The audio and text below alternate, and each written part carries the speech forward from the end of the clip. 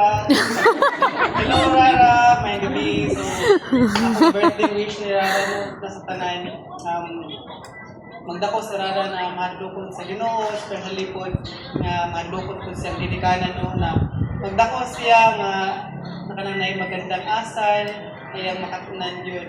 And I wish and I pray nga ang maginikanan niya, hindi ako ulit likod sa Bible, sa Proverbs 22:6, yung dito, train up a child in the way that they should learn. Because when they grow up, they will not depart from it.